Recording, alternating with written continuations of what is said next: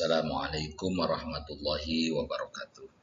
Alhamdulillah wassalatu wassalamu ala Rasulillah wa ala alihi wa ashabihi wa man tabi'ahum ba'du. Allahumma arinal haqqa haqqa warzuqna ittiba'ah wa arinal batila batila warzuqna ijtinabah. Teman-teman sekalian, pada kesempatan kali ini saya akan mencoba membahas tentang salah satu materi pada mata kuliah fikih muamalah, yaitu tentang hibah. Tugas ini adalah ujian tengah semester yang diberikan oleh Bapak dosen kita, yaitu Bapak Alam Tarlam SUD MAG. Semoga Allah Subhanahu wa taala memberikan rahmat dan keberkahan bagi beliau. Baik, kita mulai saja teman-teman. Dari mulai definisi ya. Karena sebelum apapun kita harus tahu dulu definisi atau ta'rif dari sesuatu. Sebelum kita mengetahui hukum hibah atau segala sesuatu tentang hibah, tentu saja yang paling pertama kita harus tahu apa hibah itu. Al-hibatu tamliku ainin yasihu bai'uha ghaliban aw dainin min ahli tabarru'in bila iwadin biijabin wa qabulin. Biijabin wa qabulin. Ijab ka wahabatuka hadza wa malaktuka wa manahtuka. Qabul qabiltu wa raditu. Al-hibatu, hibah itu tamliku ainin yasihu bai'uha ghaliban adalah memberikan hak kepemilikan suatu barang yang biasanya sah diperjualbelikan. Au dainin ahli tabarruin bila iwadin, atau hibah itu memberikan kepemilikan terhadap sebuah piutang, bukan tarik, sebuah piutang dari ahli tabarru bila iwad, tanpa pengganti, biijabin wa qabulin, tentu saja dengan ijab dan qabul menurut sebagian ulama. Jadi intinya hibah itu memberikan kepemilikan atas sebuah barang yang biasanya sah diperjualbelikan atau memberikan kepemilikan terhadap sebuah piutang kepada seseorang yang bukan pengutang. Kalau kita berikan kepada yang pengutang ya bukan hibah namanya, tapi dalam istilah fikih disebutnya ibrah. Jadi kita harus berikan kepada orang yang bukan yang mengutang tersebut.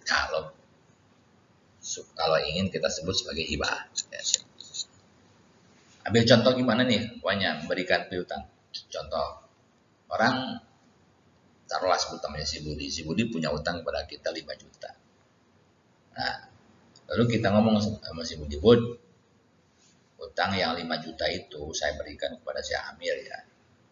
Panggil si Amir, saya berikan piutang si Budi yang 5 juta itu kepada kamu. Nah, jadi si Budi nanti bukan bayar kepada saya tapi bayar kepada kamu. Itu bisa ya, sah. Ya, karena itu disebutnya tamliku dainin. Nah, dengan syarat orang yang memberinya, orang yang wahidnya harus ahli tabarruk. Nanti dibahas ke depannya tentang persyaratan wahid. Nah, kemudian ada bila iwan, tanpa pengganti, karena yang namanya memberi itu ya kalau minta pengganti bukan memberi namanya. Saya berikan nih ayam buat kamu nih, tapi dengan syarat kamu harus ngasih saya 100.000. Itu bukan memberi namanya, itu namanya menjual. Saya berikan nih handphone buat kamu ya, tapi kamu harus bayar ke saya 3 juta. Itu bukan hibah handphone, tapi menjual handphone namanya. Baik, mungkin untuk ta'rif bisa dicukupkan sekian, kita lanjut dengan slide lain supaya waktunya cukup 10 menit ya. Kemudian dalilnya, nah, ini banyak dalil Al-Qur'annya tentang dalil hibah, yaitu ta'atidzal qurba haqqahu wal miskin wa ibnas sabil dzalika khairul ladzina yuriduna wajhallah wa ulaika humul muflihun. Nah, berikanlah kepada kerabat yang terdekat akan haknya, demikian pula kepada fakir miskin, orang-orang yang dalam perjalanan. Itu yang lebih baik bagi orang-orang yang mencari keridhaan Allah, dan mereka itulah orang-orang yang beruntung. Di sini ya dikedepankan dzal qurba ya. Ini mengisyaratkan bahwa Allah itu menganjurkan kepada kita ketika berhibah itu dahulukan orang terdekat. Ya, baru yang lain. Jangan pada orang lain kita banyak berhibah, nah, kerabat sendiri jarang kita kasih. Itu menyalahi anjuran Allah Subhanahu wa taala ya. Selanjutnya dari hadisnya, ya nisal muslimat la tahkiran najaratun li jaratiha walau birsana syahad. Wahai kaum muslimah, jangan sekali-kali seorang wanita yang meremehkan pemberian tetangganya walaupun hanya ujung kaki kami.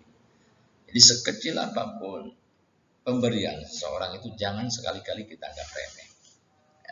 Ya itu kan dalam riwayat disebutkan itu Siti Aisyah. Siti Aisyah itu memberikan seorang pengemis 2 butir anggur, 2 butir anggur. Pengemis itu membolak-balik 2 butir anggur itu di telapak tangannya digini. Menunjukkan bahwa dia itu menganggap sepele atau menganggap hina pemberian Siti Aisyah. Siti Aisyah tersinggung. Dia berkata, kenapa kamu menganggap remeh pemberian saya? Kalau kita timbang dengan zarrah atau biji sawi, berapa banyak? Karena kan dikatakan dalam Quran itu, apa mayaman misqala zarratin, misqala zarrah. 2 biji anggur itu berapa puluh kali lipat zarrah. Jadi intinya tidak boleh kita menganggap sepele pemberian orang sekecil apapun. Lanjut. Nah, rukun hibah. Nah, rukun hibah di sini adalah unsur pokok yang harus ada agar hibah itu sah secara syariat. Di sini ada 4 ya. Pokok utama yaitu pemberi hibah atau wahib, penerima hibah atau si mahublah, barang yang dihibahkan atau mahub, dan sigot atau ijab qabul. Sebagian ulama menyebutkan rukun hibah itu ada 3 ya, yaitu 2 pelaku akad, penerima hibah dan pemberinya, pemberi dan penerimanya, kemudian sigot dan barang yang dihibahkan. Sama-sama aja ya, karena di sini berarti si wahib dan mahub itu dianggap 1 poin, yaitu satu poinnya yaitu pelaku akad disebutnya. Atau kalau saya bisa sebutkan bisa jadi 5 nih, bisa dibagi 5 mana? Sigot bisa dibagi 2, ijab dan qabul. Jadi kita bisa 5 ya. Pemberi hibah, penerima hibah, barang yang dihibahkan, ijab dan qabul. Wah, jadi 5. Intinya sama, itu hanya bahasa saja. Hakikatnya sama-sama saja. Selanjutnya syarat pemberi hibah. Nah, orang memberi hibah itu ada syaratnya. Pertama merdeka, budak kuliah nggak bisa memberi hibah. Balik, anak kecil nggak boleh beri hibah. Berakal sehat, orang gila nggak boleh beri hibah. Kemudian barang dia, bukan menghibahkan barang orang lain, yang nggak boleh kita berikan ayam milik orang lain kepada, nggak boleh. Kemudian tidak dipaksa, kalau dipaksa ya nggak sah. Kemudian tidak dalam sedang keadaannya membatasi haknya, ya tadi mahjur ya, mahjur, orang bangkrut, utangnya ke sana sini, malah berhibah, janganlah. Karena hibah itu hukumnya sunnah, sementara membayar utang hukumnya wajib. Lanjut. Kemudian ini syarat penerima hibah.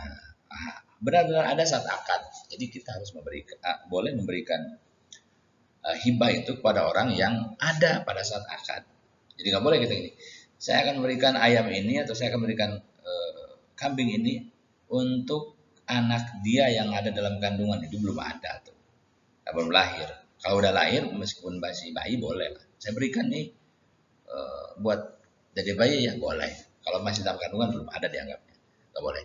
Kemudian mampu menerima kepemilikan, mampu secara pribadi dia atau diwakilkan. Mungkin kalau anak kecil kan ya ada walinya. Jadi boleh ya memberikan kepada anak kecil boleh. Tapi anak kecil tidak bisa menjadi pemberi. Selanjutnya syarat barang yang dihibahkan. Pertama barangnya harus benar-benar ada. Jangan memberikan satu barang yang belum ada. Baru akan ada udah diberikan. Nih saya akan berikan anak ayam nanti kalau udah menetas. Ya, belum tentu ada kan. Kemudian merupakan milik pemberi hibah. Bukan orang lain. Kemudian dapat dimiliki dan bermanfaat. Tidak diharamkan secara syariat. Terpisah dari harta lain milik pemberi. Jadi kita nggak boleh memberikan sesuatu barang yang masih musya. Sebenarnya saya pikir musya ya. Masih bercampur baur dengan kepemilikan orang lain. Yang harus sudah diperiksa, udah murni milik kita. Nih, ada rumah milik kita berempat, ya nggak boleh kita berikan pada orang lain. Meskipun kita bilang seperempatnya ya nggak bisa, karena seperempatnya belum tentu apanya yang seperempatnya. Lanjutnya, sedikit lagi ya. Syarat sigot. Nah, syarat sigot itu harus berkesinambungan, harus muttasil. Tadi kan harus muttasil. Ijab dan qabul itu harus muttasil. Kemudian tidak boleh ada syarat tertentu yang membatasi hibah. Saya berikan nih ayam ini buat kamu, tapi jangan ayam lah, motor. Saya berikan motor ini kepada kamu sampai akhir bulan ini, yang nggak boleh lah dibatasi kayak gitu.